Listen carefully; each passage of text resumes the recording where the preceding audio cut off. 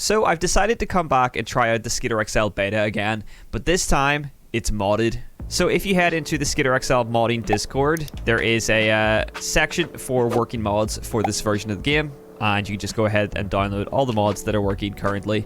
And there is actually quite a few mods that are compatible with the beta version of Skitter XL, including all the kind of essential mods that you're going to want to have installed to make Skitter XL remotely enjoyable. Now, there is a link in the description if you want to go ahead and download the mods I'm using today. Pretty much everything in that list I have installed. That being said, if you are a big Skitter XL player on PC, I wouldn't advise modding this version over the current public version, because you're obviously getting a way better experience on the heavily modded public version of Skitter XL that we all probably have now than you do with this one. There's still a lot of things. There's still a lot of things in this version that you can't fix with mods, so you still have to deal with a lot of those kind of vanilla issues. However, if you are looking to experiment a little bit and try out and see what... if you are looking to experiment a little bit, like myself, and see what this version of the game is like modded, then it is definitely worth checking out, and there's a couple of reasons why that is. One of the reasons is that this is kind of an interesting look into pretty much the closest we'll get to what vanilla Skitter XL would look like if there was a stats menu put in the game. The reason being is that the version of XXL mod, which is the modded stats menu that we have for this version, is extremely basic. Compared to the version that's on the public branch, we have a whole list of things. This only has 1, 2, 3, 4, 5, 6, 7, 8 things, and all of these menus are very, very, very basic. For example, as you can clearly see, there's no steez settings, so you have to work with the vanilla steez, but you can change your gravity and your pop height and put on manual catch and all that there. Now, normally I would use realistic catch, but the reason I'm on manual catch is because there's a feature the XXL mod allows you to unlock, essentially. So as you probably know, one of the features that is going to be added to Skitter XL in the 2023 updates is Darkslides.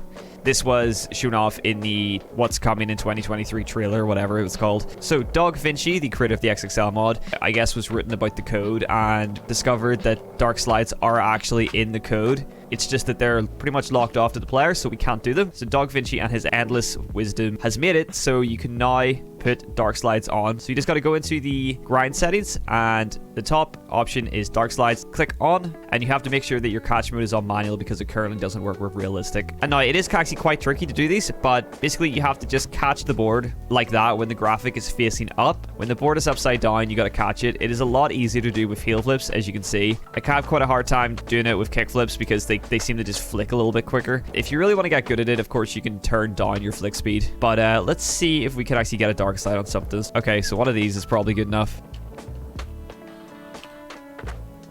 I mean, we technically landed it.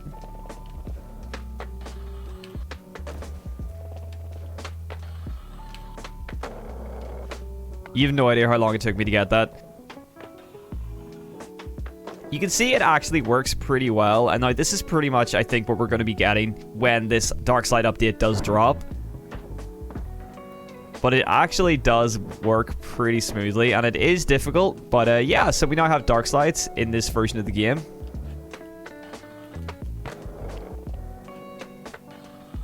So as you can see, it's not exactly the most realistic. You can do things like Darkslide 50/50s. I don't know if anyone's actually done that in real life. Someone let me know if they have, but that looks pretty sick though, I'm not gonna lie. Let's record that quickly.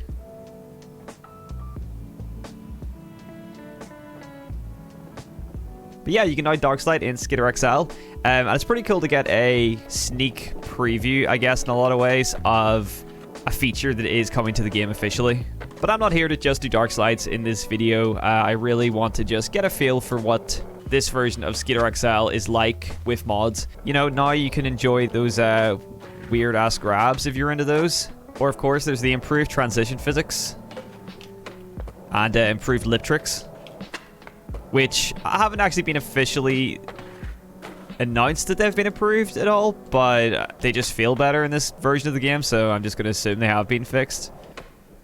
Okay, we've played this map enough recently. Let's hop onto a modded map, actually. Check out City Center by Elixir Dubstep. This map gives me, like, serious Skate 1, Skate 2 vibes.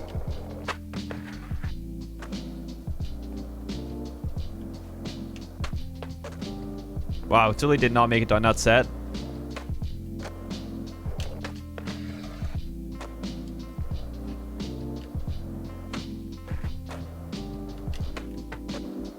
feel like a giant on this map. Everything's like scaled really weirdly. This definitely feels like one of my older videos where I used to just play modded Skater XL maps. Now, the one thing I have noticed about this version of the game is it is very, very buggy. I feel like that's just something to do with the fact that the mods are in such an early state and I guess less stable than they are in the other version.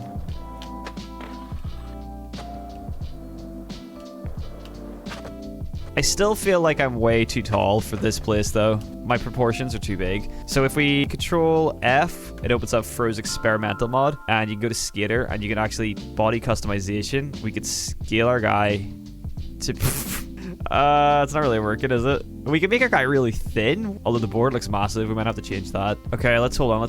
We could scale everything individually. So jeez. Alright, now come on. We got the Crash Bandicoot build right here.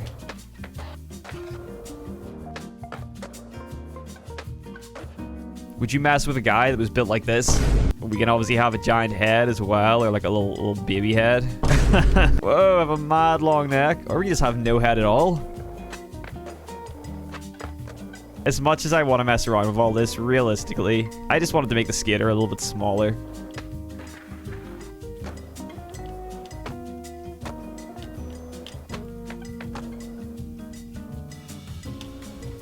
That's amazing. That is amazing.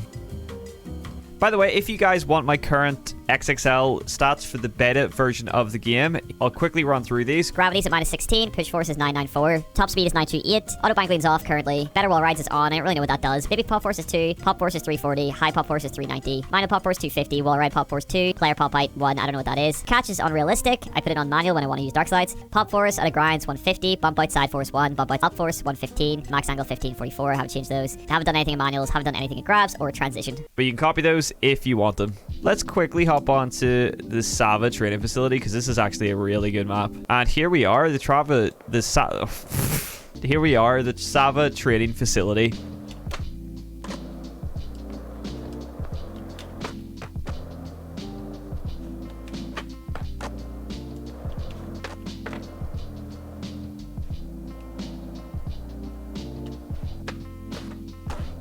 This massive gap.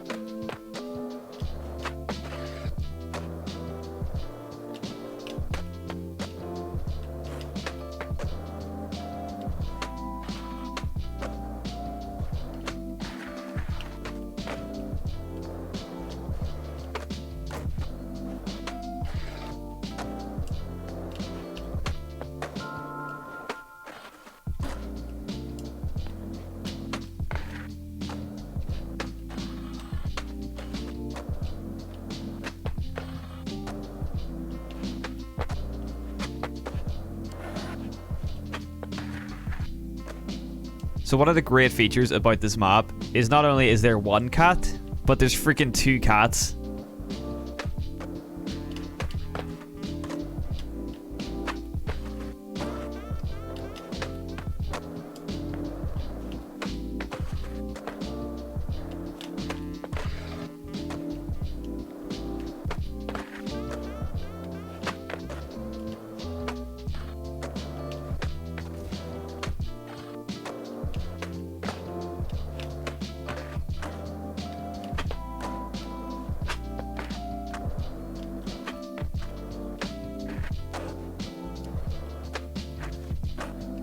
For like an impossible crook. Oh, nice.